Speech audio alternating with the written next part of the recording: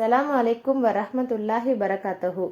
அல்லாஹ் சுப்ஹான வத்தாலா அவனுடைய புத்தகமாகிய திருக்குரானில் கூறுகிறான், இறை விசுவாசிகளே, உங்களுக்கு முன் இருந்தோர் மீது கடமையாக்கப்பட்டது போலவே உங்கள் மீதும் நோன்பு கடமையாக்கப்பட்டது. இதன் மூலம் நீங்கள் இரையச்சமுடையோராகலாம்.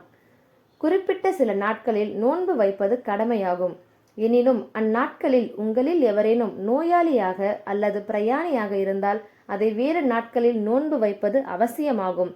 ஆனால் அதற்கு சக்தி பெற்றவராக இருந்தும் இயலாத நோய், முதுமை காரணமாக நோன்பு வைக்காமல் விட்டவர் மீது ஒரு ஏழைக்கு உணவளிப்பது பரிகாரமாகும். ஒருவர் நன்மையை மேலும் அதிகப்படுத்தி கொள்வாரானால் அது அவருக்கு நன்மையாகும். மேலும் நீங்கள் அறிந்திருந்தால் நோன்பை விட்டு பரிகாரம் செய்வதை விட நோன்பு வைப்பதே உங்களுக்கு சிறந்ததாகும். ரமலான் மாதத்தில் மக்களுக்கு நேர்வழி காட்டியாகவும் நேர்வழியை மற்றும் நன்மை தீமையை பிரித்து தெளிவுபடுத்துவதாகவும் உள்ள குர்ஆன் இறக்கப்பட்டது. ஒருவர் அம்மாதத்தை அடைந்தால் அவர் அதில் நோன்பு நோட்கட்டும்.